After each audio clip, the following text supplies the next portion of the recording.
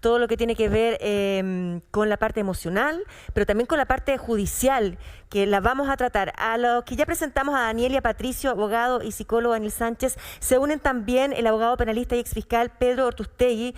Gracias por estar con nosotros, Pedro Ortustegui. Gracias. ¿Está por ahí? Sí, ahí lo veo. Y también está Pancho Vidal también con nosotros, Francisco.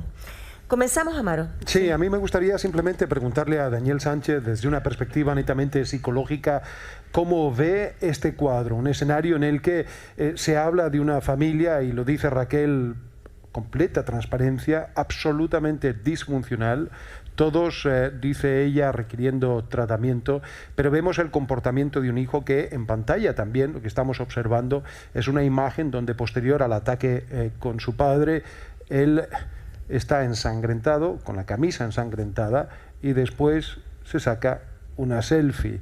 Este es un escenario de por sí muy estremecedor.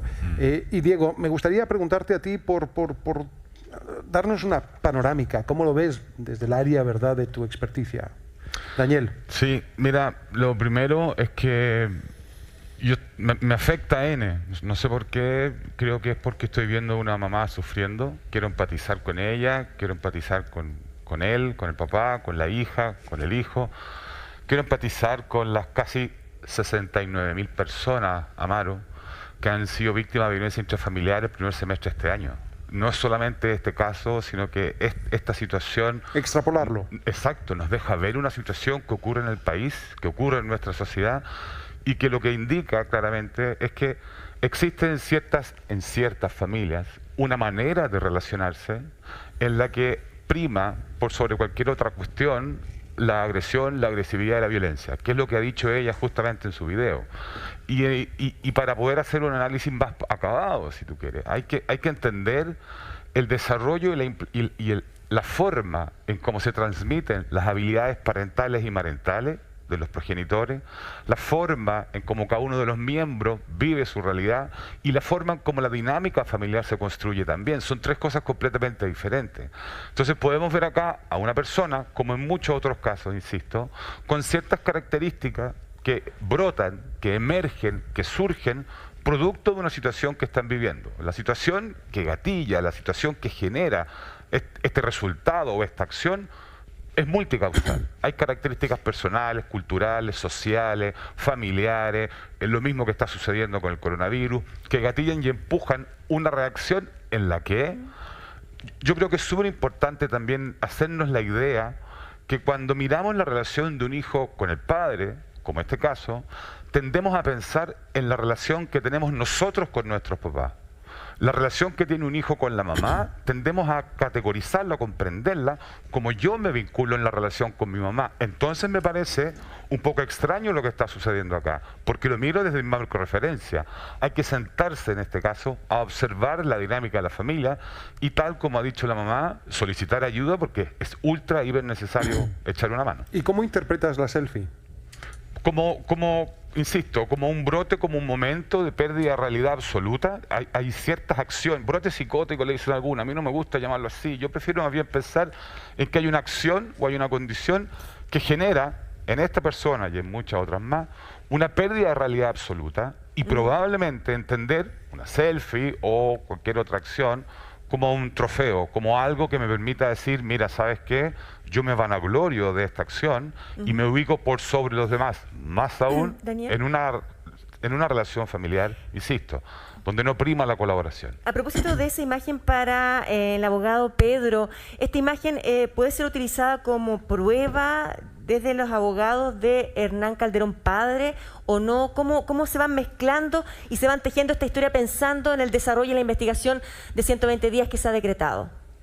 Hola, Tonka. Bueno, en el nuevo sistema procesal penal existe libertad de prueba.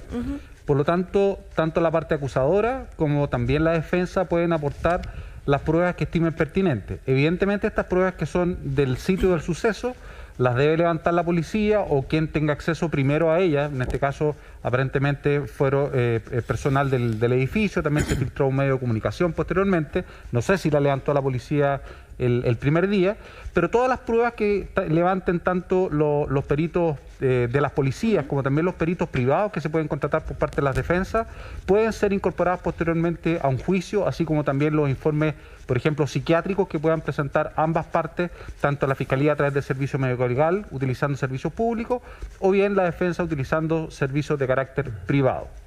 Le quería preguntar a Daniel, más allá de las implicancias judiciales que pueden tener los distintos testimonios, hubo ayer por parte del abogado defensor de Hernán Calderón Argandoña un argumento de que esto se trataba de peleas en las que los dos participaban, y en estas peleas incluso el propio Hernán hijo, digamos, había salido en algún momento también herido. Daniel, esto desde el punto de vista psicológico exclusivamente, ¿es verosímil a tu juicio? ¿Esto corresponde efectivamente a una dinámica entre padre e hijo, o puede perfectamente darse un ataque sin una participación activa, digamos, de parte de la otra persona? Claro, lo que pasa es que si es un hecho puntual, podríamos pensar en un fenómeno de ira o en una salida, si tú quieres, de una conducta normal. Pero si es sistemático, si ha ocurrido durante el tiempo, nos puede mostrar una manera de relacionarnos con las otras personas donde prima la coacción, la competitividad, el poder, la autoridad, versus otro tipo de relaciones a las que debiésemos empujar siempre, que tienen que ver con la colaboración, la solidaridad, el afecto y la compañía. Si es que fíjate tú que si se establece una manera de entendernos donde lo que prima es el control y no el afecto, es muy probable que entendamos este tipo de situaciones, y lo podemos ver en cualquier otro escenario. Este tipo de relaciones donde no prima el afecto, el amor, la comprensión, sino que prima mi propio interés, es por ejemplo lo que estamos observando con las fiestas de toque de queda, con las personas que no respetan las normas. Fíjate tú que son tipos de relaciones donde yo me importa primero mi propia naturaleza y tú después, ¿sí? Es súper complejo tratar de entenderlo, porque la dinámica, las estructuras familiares son todas diferentes. Tiene mucho que ver en cómo hemos criado a los niños, cómo hemos criado a los jóvenes, sin límites, con pocas estrategias de control, con mucha libertad, con mucha autonomía, sin entender un poco dónde están, y me parece más bien que es un síntoma de la modernidad. Es súper entendible que esté ocurriendo así, más aún en este momento histórico, Polo, en el que estamos. Bueno, estábamos viendo no solamente las imágenes de Nano en el ascensor, sino también esos objetos trizados, los daños reportados también en la querella que hace el padre, que fue también parte del arrebato y de esa violencia que se vivió en su domicilio. Pero preguntar, mientras estamos viendo esas imágenes, también a Pedro Ortustegui, la tesis de la madre es que el hijo no quiso matar al padre, quiso herirlo, y además como consecuencia de la ira por lo que fueron estos WhatsApp y estas tocaciones, en esto que es la segunda querella también que se dirige en este caso a Hernán Calderón padre. ¿Eso es sostenible en la corte, en el tribunal, y en qué medida puede llegar a ser incluso exculpatorio? Bueno, siempre se puede sostener por parte de la defensa que existe un atenuante de las llamadas técnicamente pasionales, en el sentido que hubo alguna razón por la cual el imputado reacciona de esa forma, por haber tenido noticias, por ejemplo, de este abuso sexual. Ahora, los requisitos en particular de este tipo de atenuante es que esta reacción tiene que ser en forma cercana o inmediata a la acción que la provoca, y no tenemos antecedentes concretos de que esto haya sido así, sino que tal vez puede haber sido en un tiempo posterior a tener conocimiento. Eso cambiaría o eliminaría esta posibilidad de atenuar su responsabilidad penal. Lo que pasa es que te lo pregunto por lo siguiente, porque aquí tenemos la complejidad añadida de que tenemos dos marcos de procesos judiciales que van en paralelo, pero que también están correlacionados, y si uno finalmente se demuestra, es decir, el hecho de que hubiese acoso, hubiese, ¿verdad?, estos textos y estas tocaciones, etcétera, eso corrobora a su vez también, o puede substanciar los argumentos que se puedan ver en el otro caso. ¿Entiendes la complejidad y entiendes a lo que me refiero?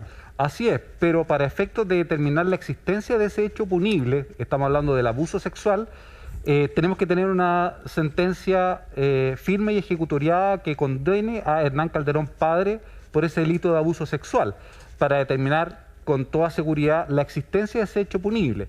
Y por la tramitación y por los tiempos de una causa por parricidio y también por los tiempos de tramitación de una causa de abuso sexual, eso resulta muy difícil que puedan coordinar los plazos de término. Por lo tanto, creo yo que una de las acciones que tal vez pueda pedir la defensa es que el fiscal agrupe las investigaciones, tanto la de parricidio como la de abuso sexual, de manera que se puedan tramitar conjuntamente y a través del mismo fiscal que pueda llegar a una conclusión respecto a la existencia o no de este hecho, por último, para considerarlo en el momento de acusar como una circunstancia atenuante de responsabilidad. Contarle a nuestro público que estamos a punto de emitir la entrevista al abogado de Hernán Calderón padre, Reynero García de la Pastora. Eso ya lo vamos a compartir con ustedes para tocar todas las aristas de este caso.